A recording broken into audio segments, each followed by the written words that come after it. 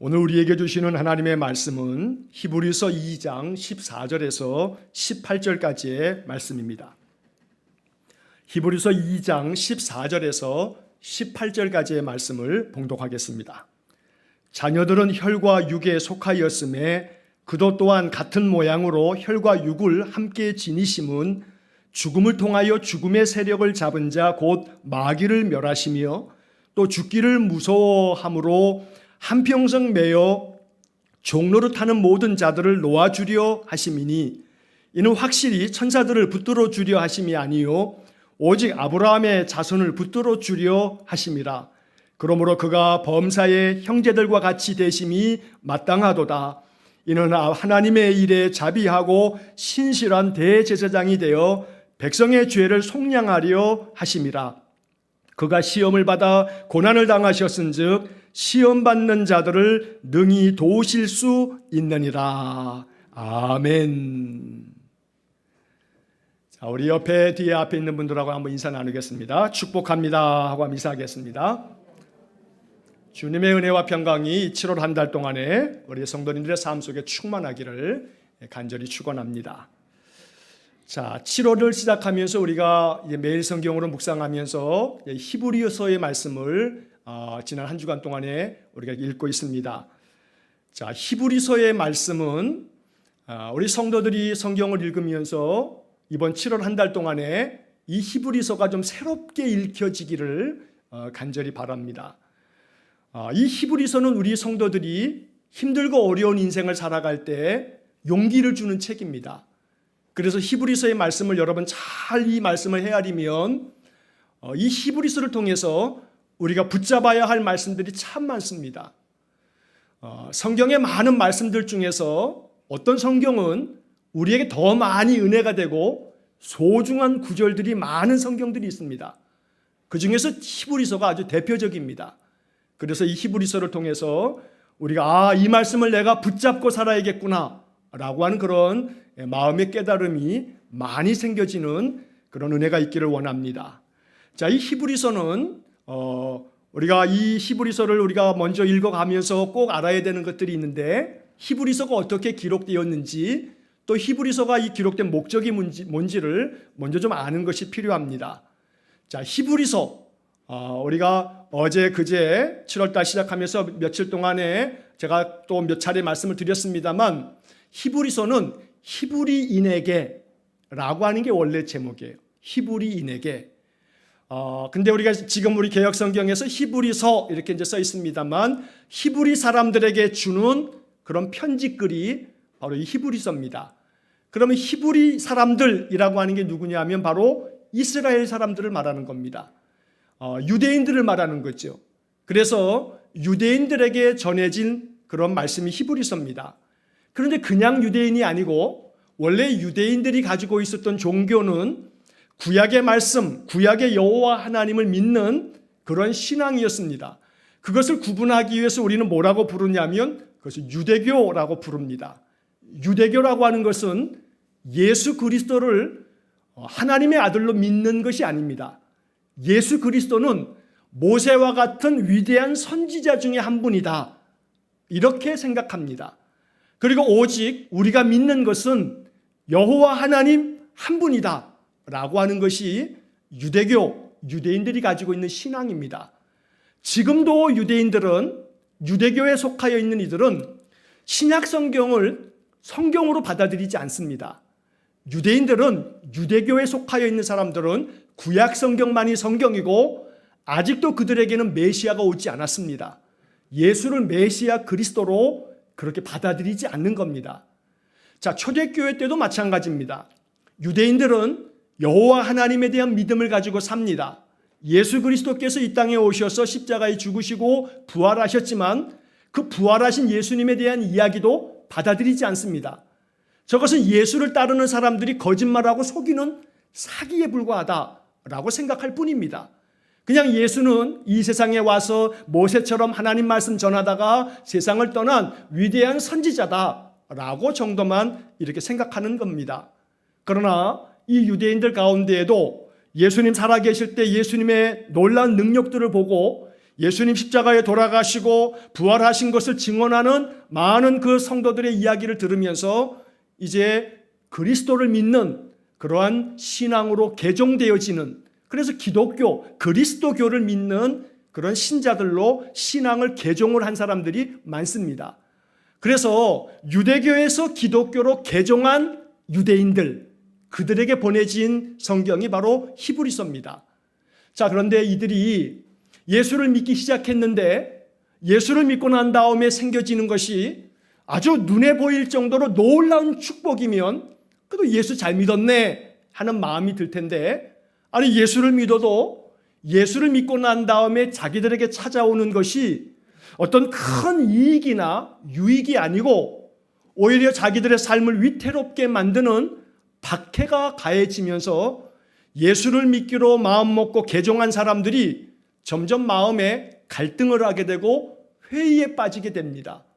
그래서 점점 로마의 박해가 거세지고 예수 믿는 사람들에 대한 이 유대교의 핍박이 많아지고, 그러면서 이 예수를 믿겠다고 개종한 사람들이 조금씩 마음이 흔들리면서 심지어 다시금 예수 믿는 믿음을 버리는 그러한 사람들이 생겨지는 겁니다.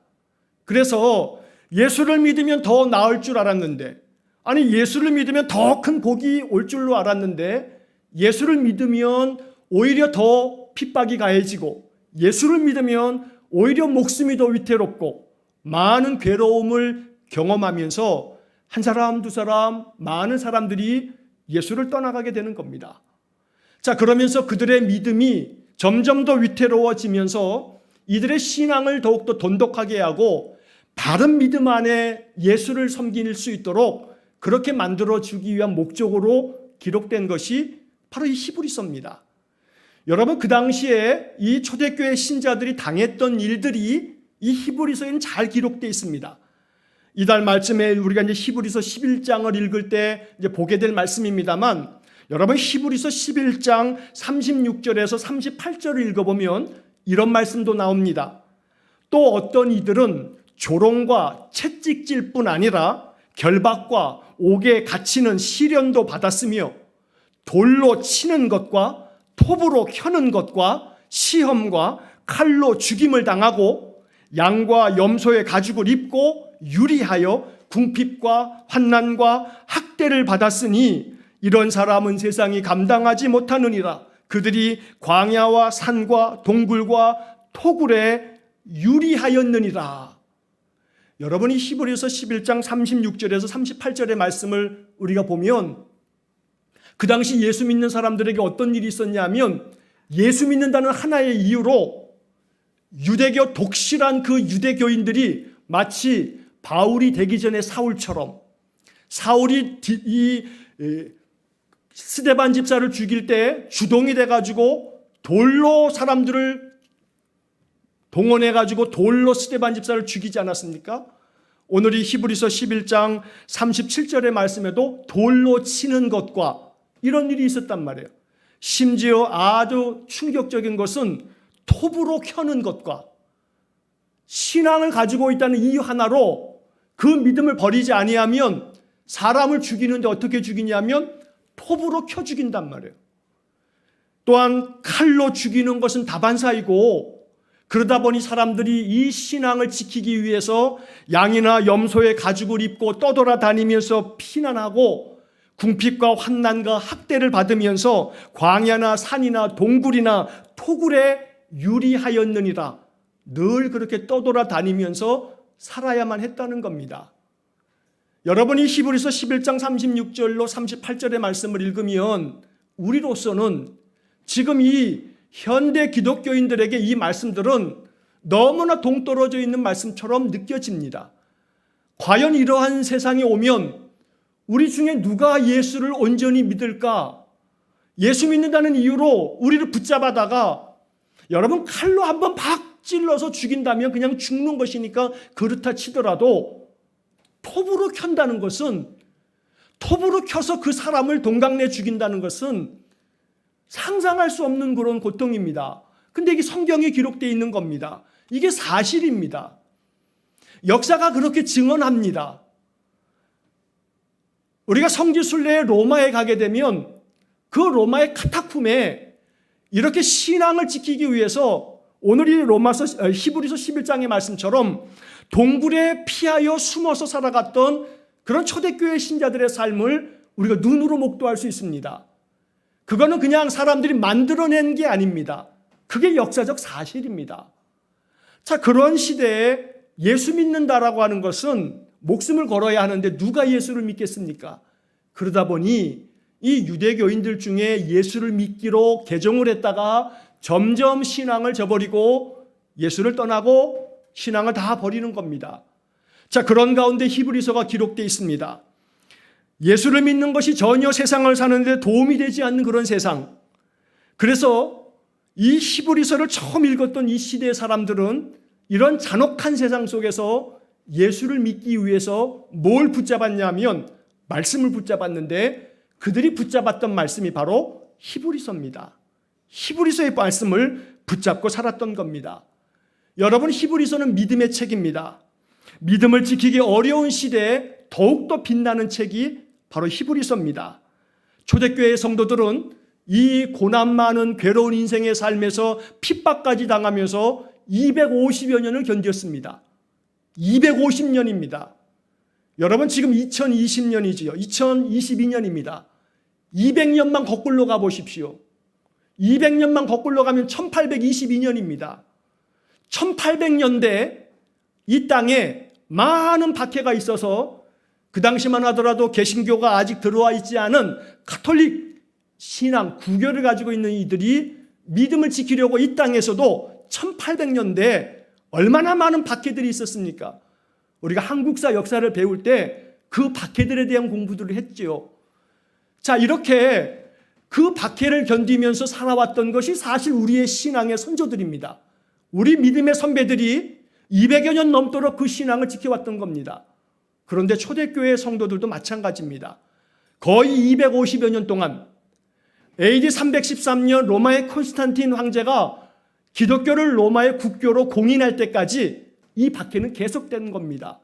그런데 그 200여 년이 넘는 세월 동안에 신자들이 믿음을 계속해서 굳건하게 지켰던 이유가 있는데 그게 바로 말씀을 붙잡았기 때문입니다.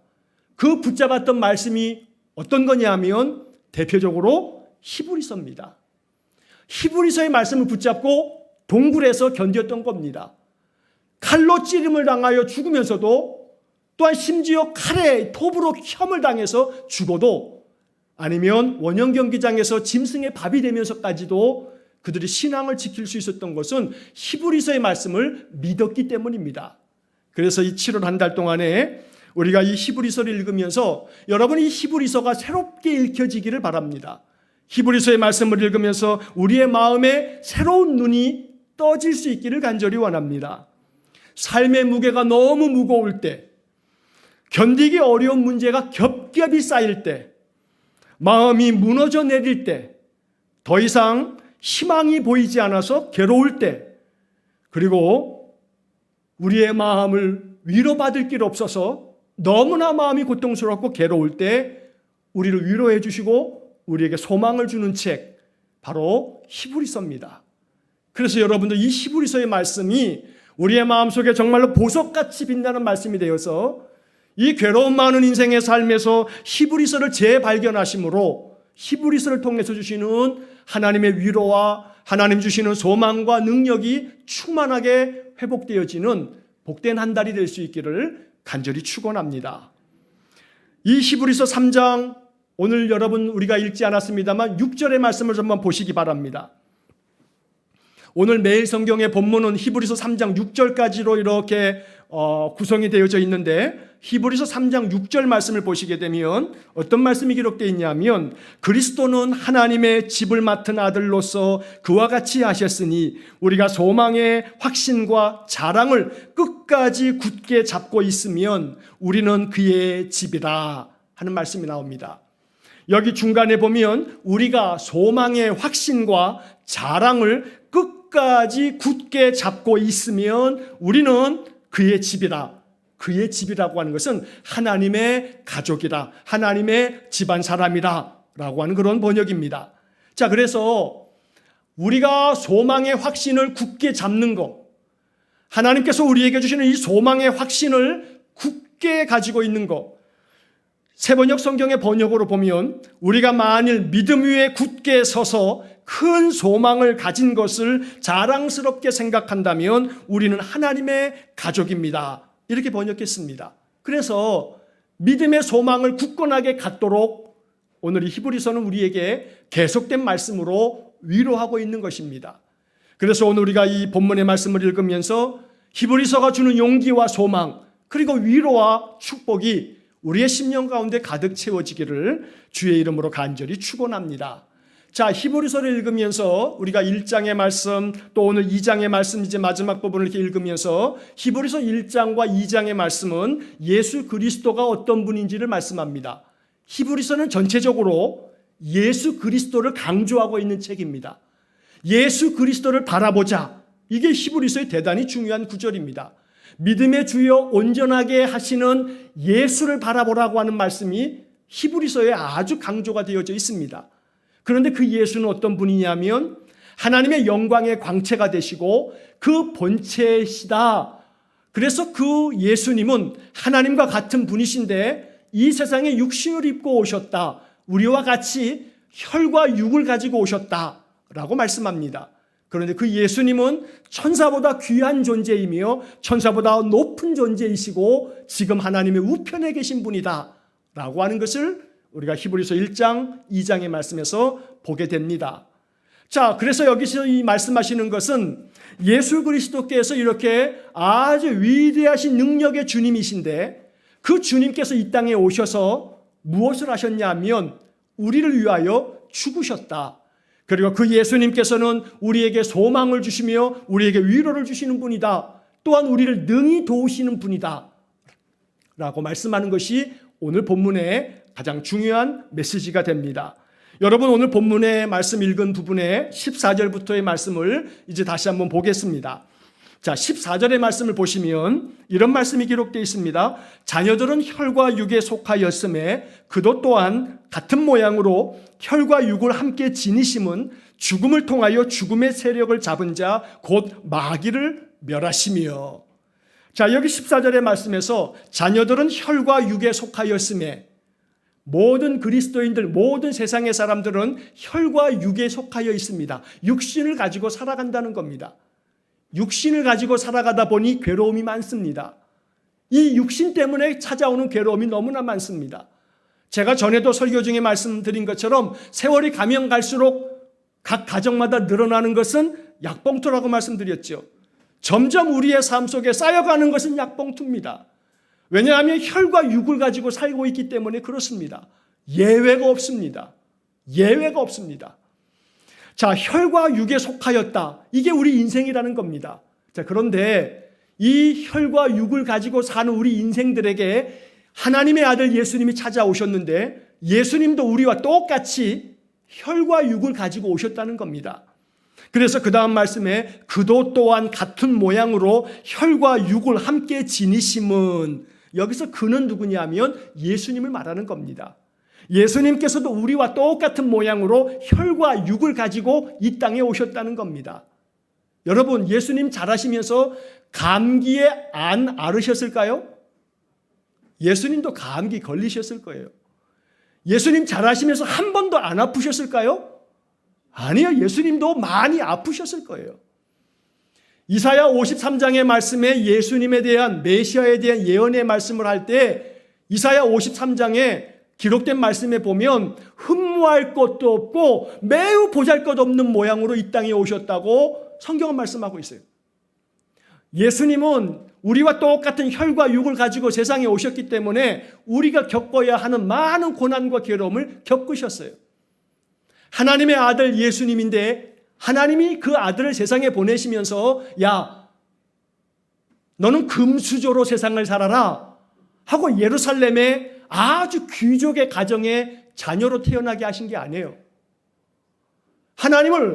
하나님께서 그 아들을, 만왕의 왕이신 하나님께서 아들 예수님을 세상에 보내시면서 그래, 네가 세상 만물의 만왕의 왕이니 너가 세상에 갈 때 그래도 네가 왕의 자녀로는 태어나야지 하고서 왕의 아들 왕자로 태어난 게 아니에요. 그러면 하나님이 그 아들 독생자를 세상에 보내시는데 어느 집으로, 어느 집의 자녀로 태어나는 거 못하시겠어요? 하실 수 있어요. 그러나 하나님께서는 하실 수 있음에도 불구하고 왕의 아들이 아니 고관 대작의 아들이 아닌 저 베들레헴 땅에 가난한 목수의 아들로 예수님 태어나게 하셨어요. 왜 그럴까요? 가난을 겪어보라고. 가난을 겪어보라고. 요즘에 흔히 우리 하는 말로 흙수저의 삶을 겪어보라고. 없는 삶을 좀 겪어보라고. 정말로 끼니를 어떻게 해결해야 되나, 일감이 들어오지 않으면 먹을 것을 걱정해야 하는 그런 가정 속에서 하나님의 아들이 태어났다면 하나님이 왜 그렇게 하셨는가? 인생을 겪어보라고. 가난도 겪어보라고. 없는 삶이 얼마나 괴로운지도 겪어보라고. 그래야 인생을 아니까. 그래서 예수님은 가난한 목수의 아들로 태어나신 겁니다. 자, 그렇게 태어나신 예수님께서는 이 땅에서 죽으셨어요. 그것도 십자가에 달려 죽으셨어요. 왜냐하면 그 죽음으로 말미암아 우리의 모든 죄를 대속하신 거죠. 인자가 온 것은 섬김을 받으려 함이 아니라 도리어 섬기려 하고 많은 사람의 대속물이 되기 위해서 내가 왔다고 주님 말씀하시죠. 그래서 오늘 성경의 14절의 그 중간에 보면 뭐라고 말씀하냐면 이렇게 예수님께서 우리와 똑같이 혈과 육의 모양으로 세상에 오셔서 죽음을 통하여 죽음의 세력을 잡은 자 곧 마귀를 멸하시며, 이게 예수님께서 이 땅에 오셔서 우리에게 베푸신 은혜인 것입니다. 우리 인생들과 똑같이 혈과 육을 가지고 오셔서 우리가 겪어야 할 인생의 모든 괴로움을 다 겪으시고 예수님은 십자가에 달려 돌아가셨습니다. 그런데 그 죽음을 통하여 주님께서 이루신 것은 뭐냐 하면 죽음의 세력을 잡은 자 마귀를 멸하시기 위해서 예수님께서 십자가에 달려 돌아가심으로 사망 권세를 이기셨다는 겁니다. 사망아 너의 쏘는 곳이 어디냐? 네가 아무리 쏘아대 봐라. 사망으로 끝나는 게 아니라 사망 권세를 이기고 예수님께서는 잠자는 자들의 첫 열매가 되어서 부활하셨다는 겁니다. 그래서 우리는 이 성경의 말씀 14절을 읽으면서 우리와 똑같이 이 땅에 오신 예수님께서 사망의 권세를 이기셨다. 사망 그 권세를 잡은 마귀를 멸하심으로 사망의 권세를 이기셨다라고 하는 것을 바로 이 히브리서는 우리에게 말씀하고 있는 겁니다. 그래서 우리에게 이야기하는 게 뭐냐 하면 죽음을 두려워하지 말아라 하는 겁니다. 예수님께서도 이 땅에 오셔서 온갖 고난을 당하시고 십자가에 죽으셨지만 죽음을 통하여 예수님은 우리에게 생명의 구원을 만들어 놓으셨고 사망의 권세를 이기셨으니 죽음을 두려워하지 말아라 라고 하는 말씀을 선포하고 있는 겁니다. 초대교회의 많은 사도들과 그 사도들의 또 사도들의 제자들은 250여 년 동안의 교회를 지켜왔던 많은 신자들은 그들이 모일 때마다 이 히브리서의 말씀을 읽으면서 말씀을 들었을 겁니다. 아마 추측컨대 분명히 로마의 박해를 겪었던 그 200여 년이 넘는 세월 동안에 오늘 아침에 제가 지금 이렇게 말씀드리는 것처럼 이러한 설교의 말씀도 들었을 겁니다. 분명히. 예수 그리스도께서 우리에게 큰 구원을 이루시려고 우리와 똑같이 이 땅에 오셔서 고난을 겪으셨고 괴로움을 겪으셨고 십자가에 죽으셨지만 죽음을 통해서 우리에게 모든 마귀의 권세를 이기시고 사망의 권세로부터 승리하셨으니 죽음을 두려워하지 맙시다 라고 이렇게 선포했을 겁니다. 그리고 그렇게 선포하는 가운데 많은 핍박자들이 찾아와서 그 성도들을 붙잡아가면 칼에 죽임을 당하고 톱에 켜임을 당하고 돌에 맞아 죽고 짐승의 밥이 되면서 그들은 찬양을 부르면서 죽음을 두려워하지 아니하고 하나님께로 나아갔던 겁니다. 그래서 아마도 이 250여 년 동안의 히브리서는 많은 신자들이 모일 때마다 읽혀졌고 설교가 되었을 겁니다. 그 설교 때마다 죽음을 두려워하지 맙시다. 예수님께서도 죽음을 두려워하지 아니하고 십자가의 길을 간 것처럼 우리 인생 또한 죽음을 두려워하지 맙시다. 이러한 설교를 들으면서 그들은 믿음을 더욱더 굳건하게 가졌던 겁니다. 그래서 그 믿음을 250여 년 동안에 지킬 수 있었던 겁니다. 그들이 믿음을 지켜주었기 때문에 오늘날 이 땅에 그리스도의 복음이 가득 세상에 가득하게 된 것입니다. 그리고 이 땅에도 150여 년 전, 200여 년 전에 이 땅에서 믿음을 지켰던 가톨릭 신자들과 우리 개신교인들이 있었기 때문에 지금 우리가 이렇게 예수의 복음 안에 하나님 나라 영생의 소망을 가지고 믿음의 삶을 살아가고 있다는 겁니다. 그래서 이 히브리서의 말씀 속에 이 14절의 말씀에서 예수 그리스도께서 죽음을 통하여 마귀를 멸하셨으니 우리의 마음에도 끊임없이 마음에 틈타서 내 마음 가운데 사망의 그림자를 드리워 주면서 마음에 절망하게 하고 낙담하게 하고 불안하게 만드는 모든 어둠의 세력들을 예수 그리스도께서 사망의 권세를 이기신 것처럼 우리 또한 이 모든 것들을 이겨낼 수 있다고 말씀하고 있는 겁니다. 우리의 마음속에 어둠의 그림자가 찾아올 때 히브리서의 말씀을 기억하시면서 선포하시기 바랍니다. 나의 주 예수 그리스도께서 내 안에 살아계시니 마음의 모든 어둠의 그림자들은 다 떠나가라고 선포하시기 바랍니다.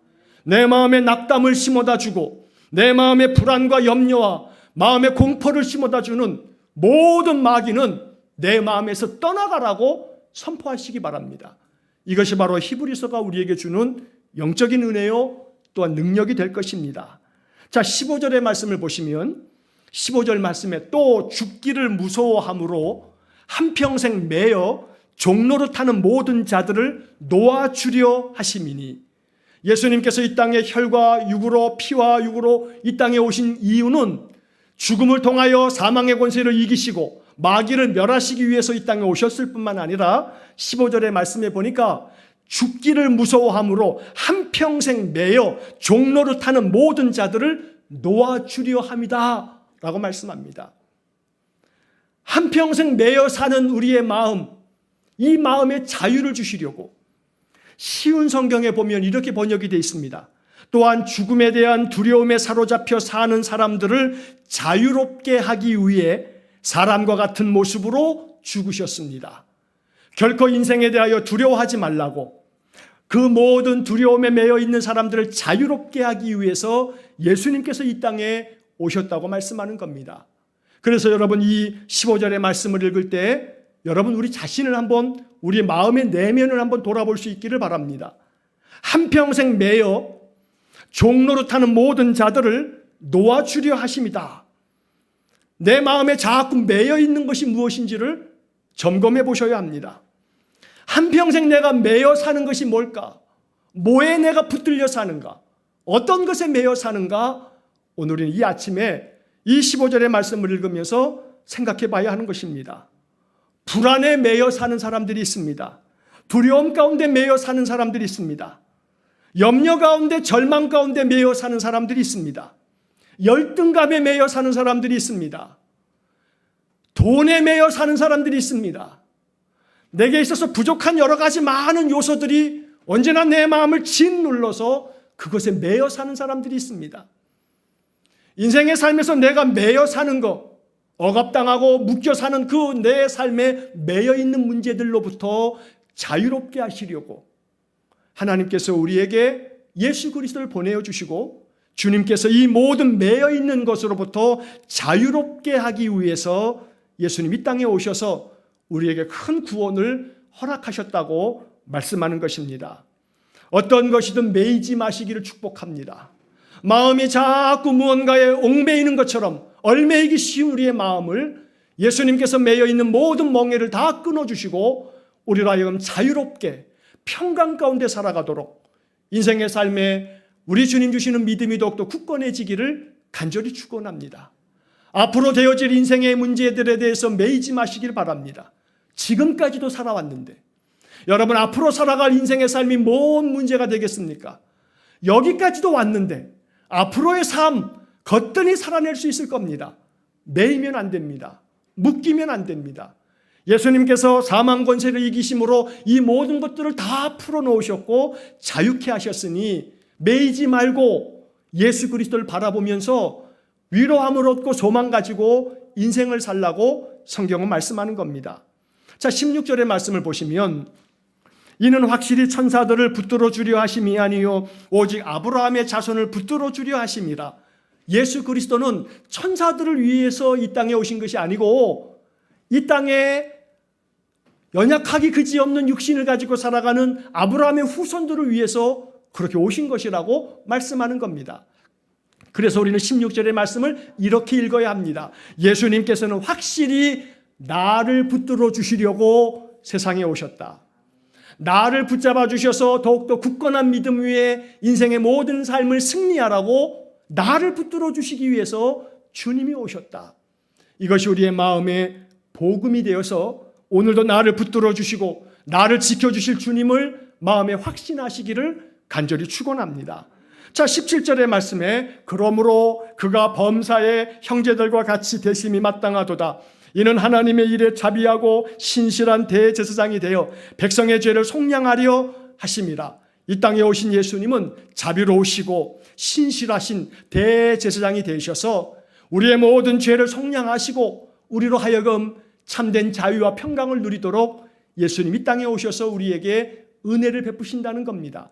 자, 그러면서 이제 18절의 마지막 결론처럼 오늘 이 18절의 말씀을 마음에 새기셔야 합니다. 여러분이 18절의 말씀 길지 않으니까 여러분 이 말씀을 마음판에다 그냥 새겨두십시오.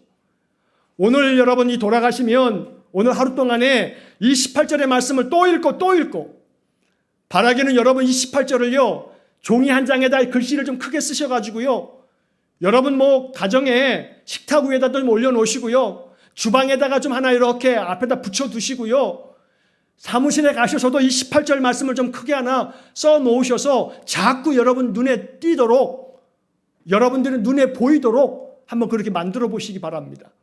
18절의 말씀에 그가 시험을 받아 고난을 당하셨은즉 시험받는 자들을 능히 도우실 수 있느니라. 시험받는 자들을 능히 도우실 수 있느니라. 여기서 시험이라고 하는 것은 우리가 인생을 살면서 겪어내야 할 많은 시련과 괴로움과 또 많은 유혹과 그런 모든 시험들 다 통칭하는 말입니다. 그래서 우리가 시험을 당할 때에도 시험을 받아 고난을 당하셨던 예수님이 우리의 인생의 삶을 도우시려고 우리를 붙들어 주시고 우리를 능히 도우실 수 있는 분이시기 때문에 우리의 마음속에 모든 불안과 두려움이 잠잠해지고 사라지고 나를 능히 도우실 주님을 바라볼 수 있게 된다는 것입니다. 그래서 오늘 우리는 이 18절을 믿어야 합니다. 믿음으로 받아들여야 됩니다. 여러분 이렇게 고백하셔야 됩니다. 하나님 내가 믿습니다. 오늘 나에게 주신 말씀을 믿습니다. 히브리서 2장 18절의 말씀이 내 말씀입니다. 나의 고백입니다. 나는 예수 그리스도께서 나를 능히 도우실 수 있음을 믿습니다. 내 인생의 삶을 능히 도우실 줄로 믿습니다. 여러분 그렇게 선포하면서 인생의 삶을 살아가시기 바랍니다. 그러면 마음에 담대함이 생깁니다. 어떤 문제 때문에 고민이 되고 어떤 문제 때문에 자꾸 마음이 괴로워지면 하나님 히브리서 2장 18절을 통해서 나에게 말씀하셨습니다.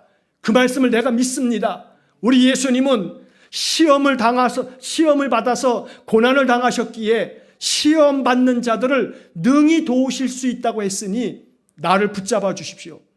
나로 하여금 이 모든 시험을 능히 도와주셔서 나로 하여금 이 모든 것에서 믿음으로 승리하게 해주십시오. 여러분이 이렇게 기도하면서 여러분들의 인생의 삶을 견디어내고 이겨내고 승리할 수 있기를 간절히 축원합니다. 이제 하나님께서 우리를 도우시겠다는 약속의 말씀들을 몇 구절 이제 읽어드리면서 말씀을 마치려고 합니다. 하나님께서는 우리에게 나는 너희들을 돕는 거룩한 하나님이라고 계속 말씀합니다. 시편 40편 17절 말씀에 보면 시편 40편 17절에 나는 가난하고 궁핍하오나 주께서는 나를 생각하시오니 주는 나의 도움이시요 나를 건지시는 이시라. 이것이 우리의 찬양과 기도가 되어야 합니다. 내가 비록 가난하고 궁핍하지만 주님께서는 나를 생각하사 주님께서는 나를 생각하시오니 나의 도움이시요 또한 나를 건지시는 이십니다. 하나님은 우리를 생각하시는 분이십니다. 우리의 모든 인생의 삶을 아시고 우리를 생각하셔서 우리를 붙들어 주십니다. 그러므로 주는 나의 도움이시요 나를 건지시는 이시라는 이 시편 40편 17절의 고백이 우리의 믿음의 고백이 되기를 축복합니다. 시편 115편 9절 말씀에 이렇게 말씀이 기록되어 있습니다. 이스라엘아 여호와를 의지하라. 그는 너희의 도움이시요 너희의 방패시로다. 이스라엘아 여호와를 의지하라. 그는 너희의 도움이시요 너희의 방패시로다. 하나님이 우리의 도움이 되십니다. 이것을 믿어야 됩니다. 그래서 우리는 하나님의 약속의 말씀을 의지하면서 날마다 주를 찬양하며 살아야 되는 겁니다. 시편 121편의 말씀을 우리가 너무나 잘 알죠. 시편 121편 1절과 2절. 내가 산을 향하여 눈을 들리라. 나의 도움이 어디서 올까? 나의 도움은 천지를 지으신 여호와에게서로다. 나의 도움이 어디서 올지 아무리 찾아봐도 세상에서 오는 게 아닙니다. 나의 도움은 천지를 지으신 여호와에게서 오는 것입니다. 그러므로 여호와 하나님으로 말미암아 나의 도움을 삼고 여호와 하나님으로 말미암아 나의 능력을 삼아서 주님만 의지하며 살아가시기를 간절히 축원합니다. 시편 28편 7절 말씀을 마지막으로 드립니다. 시편 28편 7절. 여호와는 나의 힘과 나의 방패이시니 내 마음이 그를 의지하여 도움을 얻었도다. 그러므로 내 마음이 크게 기뻐하며 내 노래로 그를 찬송하리로다. 아멘. 정말로 우리의 마음속에 이 시편 28편 7절의 말씀을 마음에 늘 거듭하여 고백할 수 있어야 합니다. 여호와는 나의 힘과 나의 방패이시니 내 마음이 그를 의지하여 도움을 얻었도다. 그러므로 내 마음이 크게 기뻐하며 내 노래로 그를 찬송하리로다. 이렇게 사는 것이 믿음의 삶입니다. 하나님 의지함으로 말미암아 하나님이 나의 도움이 되셔서 능히 우리를 도우실 주님을 굳건하게 의지함으로 날마다 주님 주시는 승리의 삶을 사시고 그러므로 내 마음이 크게 기뻐하며 내 마음으로 주님을 찬송하며 노래하는 그런 복된 삶이 되시기를 주의 이름으로 간절히 축원합니다. 기도하겠습니다. 자비로우신 아버지 하나님, 여호와 하나님만이 우리의 도움이 되시며 우리의 방패가 되시고 우리를 붙잡아 주시는 분은 오직 주님밖에 없습니다. 그래서 우리가 주님만을 의지함으로 우리의 마음이 담력을 얻고 위로를 얻어 세상에서 승리하는 믿음의 삶 되기를 간절히 원합니다. 우리 성도들 마음 괴로울 때마다 겹겹이 쌓이는 인생의 문제로 말미암아 마음이 너무나 고통스러울 때마다 히브리서의 말씀이 기억나게 하시고 히브리서의 말씀을 통해서 소망을 주시는 여호와를 만나게 하셔서 이번 7월 한 달 동안에 히브리서를 매일 아침마다 묵상하면서 히브리서를 통해 우리에게 모든 인생의 삶에서 능히 우리를 도우실 예수 그리스도를 깊이 만나는 우리 성도들 되게 해 주옵소서. 믿음이 없이는 기쁘시게 못하나니 믿음으로 말미암아 하나님 능력을 덧입는 우리 성도들 되게 해 주옵소서. 예수님 이름으로 기도하옵나이다. 아멘.